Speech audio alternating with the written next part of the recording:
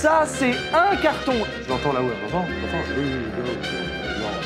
Là et là, quoi. On est lancé là. D'abord, on range les Fab Labs. Il manque 3 Allez. lettres maintenant. Non, mais en vrai, c'était de la merde. On refera mieux. Voilà la vérité, ce qui se passe derrière les vidéos. Une semaine après, on décroche ce qu'on a fait parce qu'on a mis un bout de double face à la con. Les impressions 3D restent très bien. D'habitude, il tient ce double face. Bonjour. On commence un bonjour par un petit serrage de main. Oui. Est-ce qu'on serait pas un petit peu, sous une charge de travail monumentale parce qu'on a mis tous nos projets de l'entreprise à côté pendant 3 semaines pour se focaliser sur le Fab Lab et que maintenant il faut qu'on continue le Fab Lab tout en récupérant le retard des 3 semaines qu'on a mis de côté l'entreprise. C'est une chance qui n'a pas de phrase. C'est une sens qui c'est une phrase qui c'est une phrase qui n'a pas de sens, mais vous avez compris. Oui, voilà. Hein, parce Voilà. que bon, la fatigue, quoi.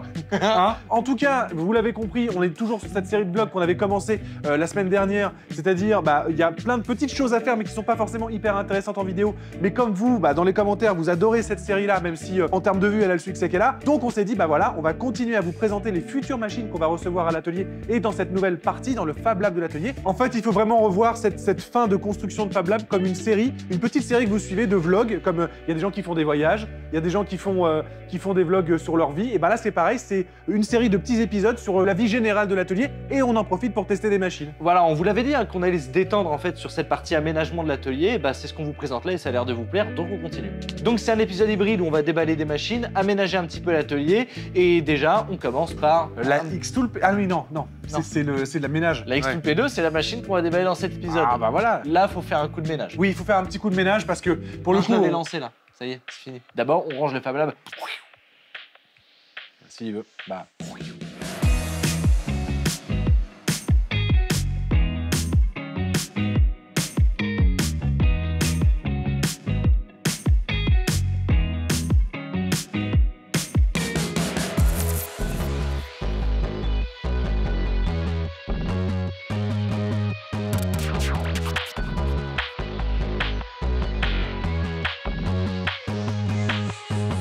La vidéo d'aujourd'hui est en collaboration commerciale avec... La nouvelle école, Artus. Et c'est pas la première, non, c'est la seconde fois. Pourquoi?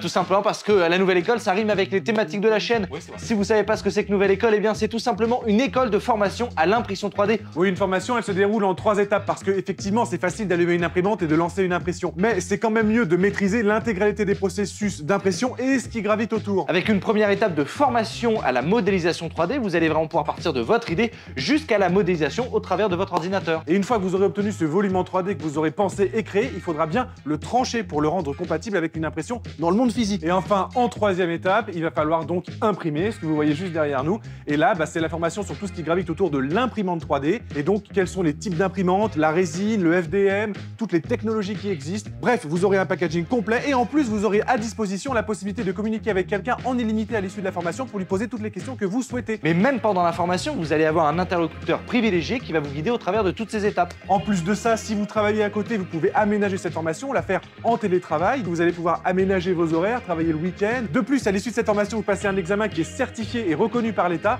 Et surtout, vous pouvez la faire financer par différents organismes, régions, Pôle emploi, CPF, etc. N'hésitez pas à aller sur leur site internet pour vous renseigner. Et le meilleur pour la fin, avec votre inscription à la nouvelle école, vous recevez carrément une imprimante 3D de votre choix en SLA ou en FDM, avec toute la matière nécessaire pour votre formation et vos besoins. Tous les liens sont en description, foncez voir ça. Merci à la nouvelle école pour cette collaboration commerciale et pour soutenir la chaîne pour cet épisode. La suite de la vidéo. C'est parti. Calypso, je te propose un truc.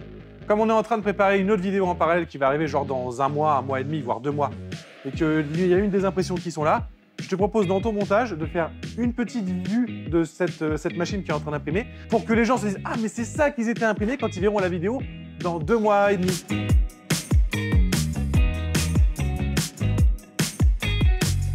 Bon, on a dit qu'on rangeait le Fab Lab, c'est pas du tout le cas. En fait, on a écarté tout le bordel qu'on avait mis et on l'a mis proprement, bien parallèle sur les étagères. Mais là, on va commencer à accueillir les nouvelles machines comme on l'a fait la semaine dernière. On vous a dit qu'on testerait la X-Tool P2, donc on en profite. En plus, ils nous l'ont envoyé avec plein d'accessoires. Un filtre à air, par exemple, pour pas avoir à la relier à l'extérieur et donc bloquer les fumées directement en sortie. Et c'est pour ça que cette vidéo n'est pas un technotest. C'est un hybride. Parce que, voilà, on vous a déjà montré plusieurs découpes laser. Vous savez très bien comment ça marche. Ça découpe du bois avec un laser CO2. Oui, C'est- mais celle-là, elle est spéciale parce qu'elle fait de la 2,5D. Voilà, truc. on met celle-ci dans le Fab Lab parce qu'on a un purificateur d'air et parce qu'elle a des nouvelles fonctionnalités qu'on trouve très intéressantes et qui lui permettent d'être plus polyvalente Et donc pas ailleurs. qu'on pourra mettre dans le Fab Lab. Bah oui. Comme tu l'as dit, le focus adaptatif et automatique. Voilà. Ou alors le fait de pouvoir mettre une planche de 3 mètres. Bah, on va en parler là, tout de suite. Bah, voilà, Allez. on va peut-être même faire des choses avec. On la met sur l'établi qu'on a construit il y a quelques mois.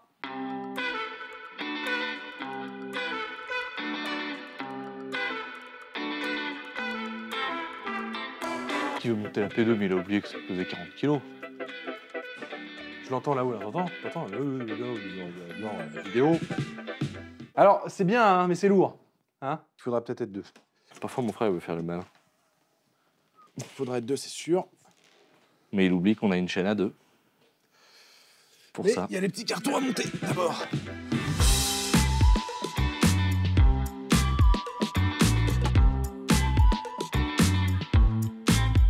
Ça, c'est le convoyeur. C'est ce qui permet de mettre des planches de 5 mètres de long. C'est trop bien.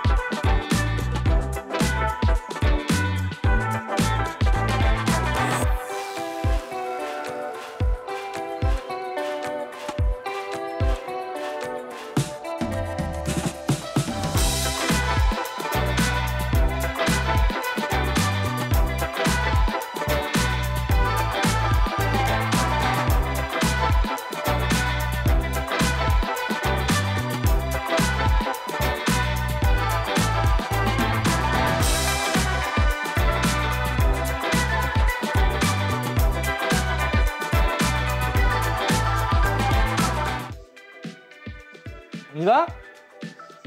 On met une petite plaque?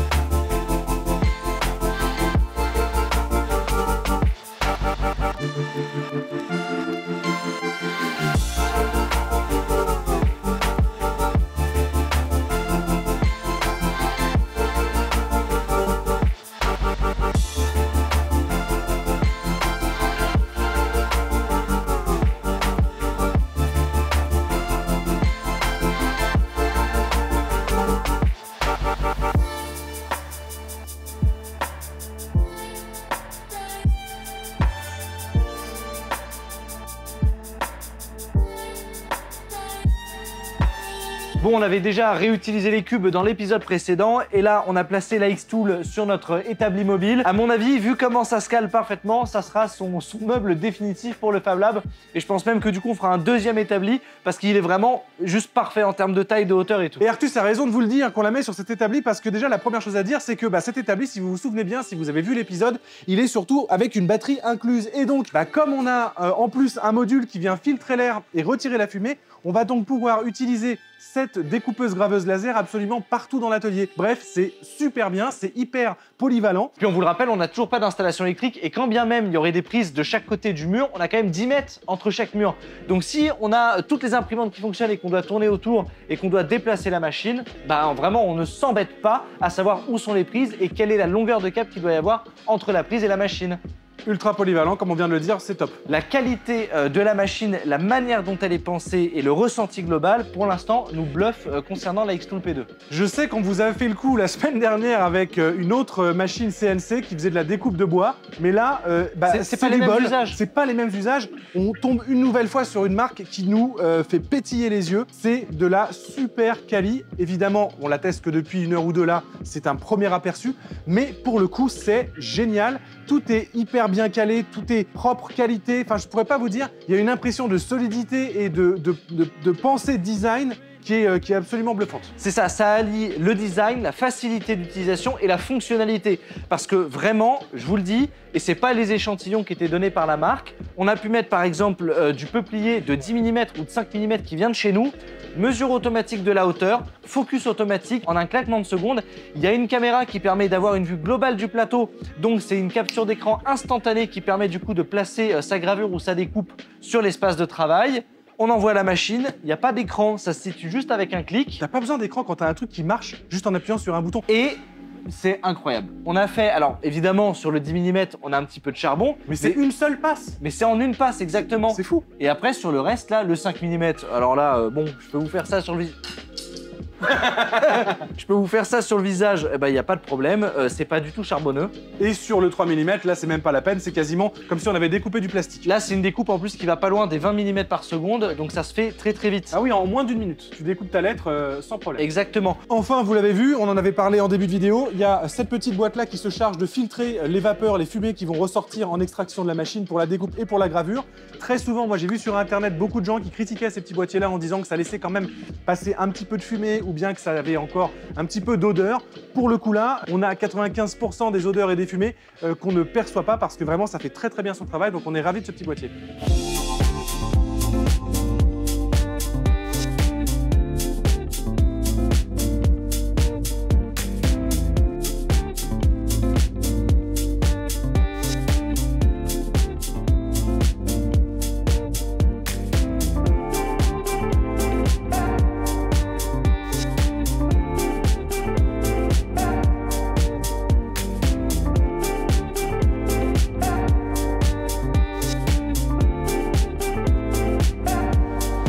Il nous aura fallu 3 lettres pour trouver un profil adapté à la découpe de contreplaqué ou koumé. Il faut savoir que ce type de contreplaqué, on n'a jamais... C'est l'enfer!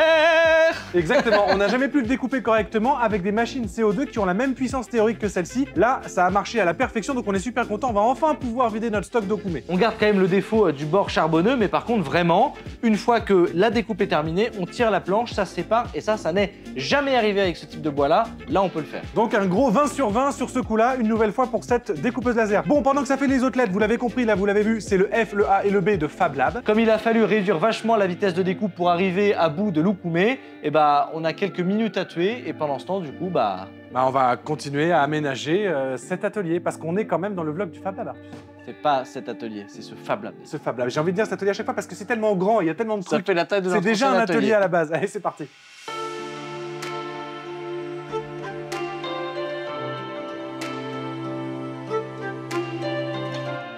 Est-ce que tu crois que les gens vont deviner ce que c'est, franchement?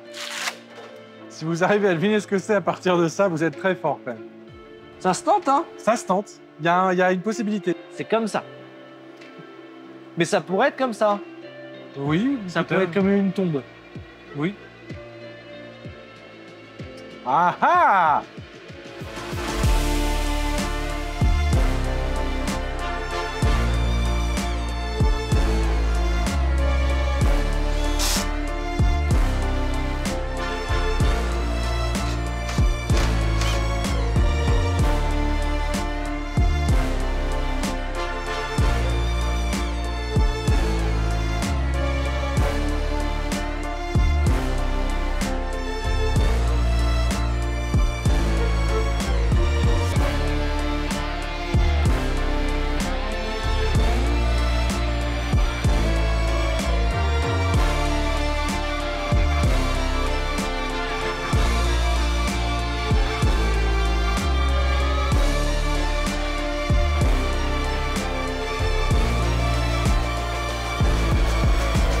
Bon, je pense que là, cette fois-ci, Baptiste ne pourra plus appeler cette pièce l'atelier, mais bien le Fab Lab. C'est écrit noir sur bois. C'est vrai, Hein, noir sur bois. Noir sur blanc, hein. Attention, Attention, ah, trait d'esprit.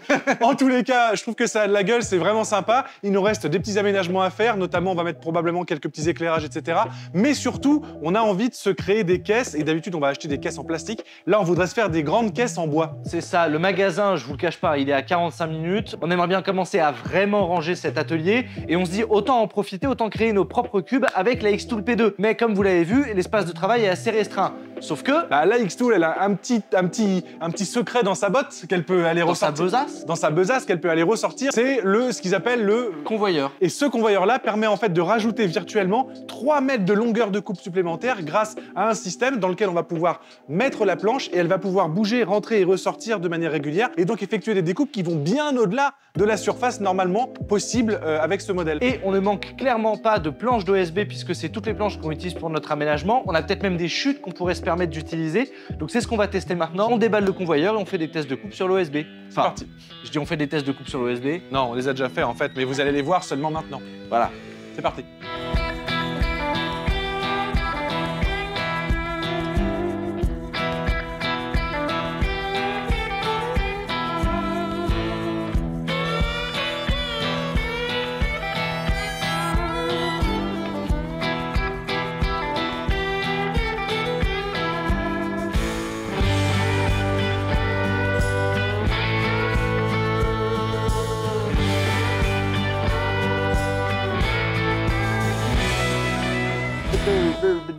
J'en ai tellement marre. Mais venez voir les cartons. Non mais vraiment.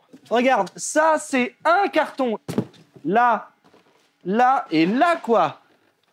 C'est une semaine, mais c'est trop gros, c'est des cartons. Qu'est-ce que tu veux faire une fois que tu les...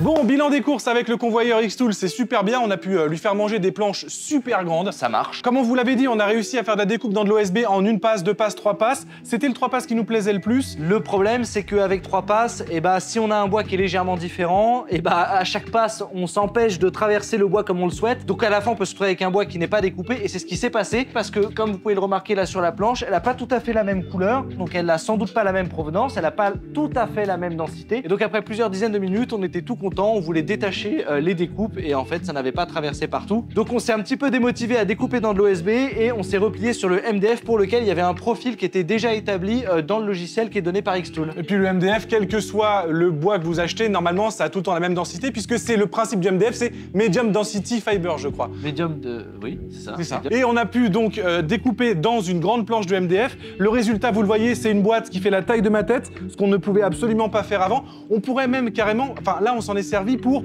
faire en une seule fois une grande boîte. Mais on pourrait imaginer avec le système de chariot Plusieurs petites boîtes. Voilà, ou alors faire carrément une très grande boîte en mettant des très grandes planches, une pour chaque face. Et donc imprimer une face de 50 cm par 70 et se faire vraiment une caisse dans laquelle on pourrait rentrer, on pourrait faire un bureau avec hypothétiquement. C'est ça, et puis on peut aussi mettre des boîtes très épais qu'on peut pas forcément découper, mais par contre qu'on peut graver. Et avec les 3 mètres de longueur et la largeur possible, on peut très facilement imaginer une table de beer pong, par exemple. Ouais, ou le plan de travail, là on pourrait faire un plan de travail gravé les frères Poulain. C'est ça. Là en l'occurrence, vous l'avez remarqué, ça prend quand même beaucoup de place dans le Fab Lab, donc c'est pas sûr qu'on la laisse dans cette configuration-là, mais par contre on reste ravi des capacités de la machine, et donc ça va être un super outil dans le Fab Lab. Merci à Xtool d'avoir envoyé cette machine, ça servira pendant de longues années sur la chaîne YouTube et vous pourrez en profiter avec nous. On s'est dit pendant que ça découpait qu'on allait en profiter pour faire de l'éclairage en atelier, un peu d'éclairage RGB pour que ça ait un peu de style, apporter un peu de profondeur à tout ça. Comme on est sur un thème rouge, on s'est dit qu'on allait pouvoir éclairer les lettres Fab Lab grâce à un projecteur. Malheureusement, ça commençait à atteindre un petit peu notre peau en rouge, ça faisait de la pollution lumineuse, donc on va rester sobre comme ça, sans éclairage spécifique. Et puis de toute façon, vous nous avez dit en commentaire que vous appréciez beaucoup cet éclairage-là tel qu'on l'a pensé avec Baptiste,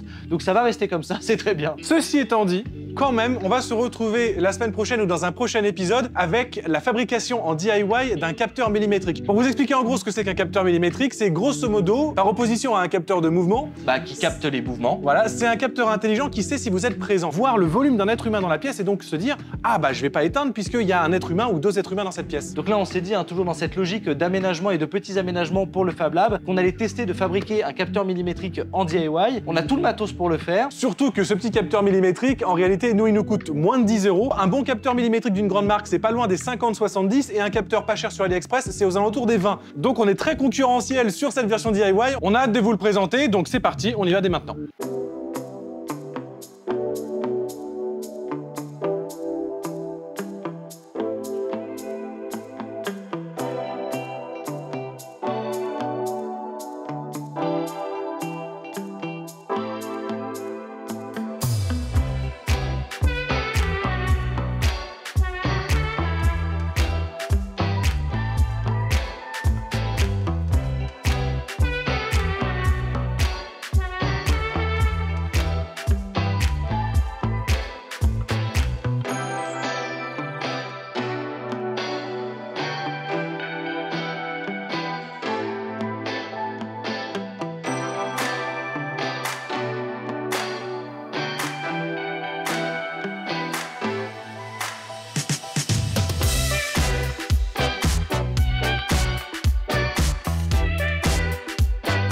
On avait déjà installé un capteur millimétrique dans la cuisine, mais c'était pas un DIY des frères Poulain. Là, on a réussi à trouver une solution qui est absolument incroyable. J'ai du mal à croire que vous n'explosiez pas déjà les commentaires dès maintenant pour qu'on vous sorte la vidéo, parce que franchement, c'est génial, il y a des trucs de fou à faire avec. Ce qu'il faut bien comprendre, c'est ce que vous venez de voir, c'est que c'est pas un simple détecteur de mouvement, je le répète une nouvelle fois, mais c'est important. Vous avez bien remarqué que par exemple, une des fonctionnalités, c'est de voir à quelle distance vous vous situez du capteur. Ce qui veut donc dire qu'hypothétiquement, un simple détecteur vous dirait on-off, celui-là vous dit vous êtes au fond de la pièce, donc vous pouvez déclencher des actions qui sont uniquement relatives au fond de la pièce. C'est très puissant. Et du coup, on est tombé dans un puits sans fond où il y a de plus en plus de recherche et de développement sur ces petits capteurs-là qui coûtent vraiment 2 € sur AliExpress et qui carrément maintenant permettent de détecter le nombre de personnes dans une pièce. Donc franchement, si ça vous intéresse, n'hésitez pas à exploser la section commentaires pour qu'on vous fasse une vidéo dessus.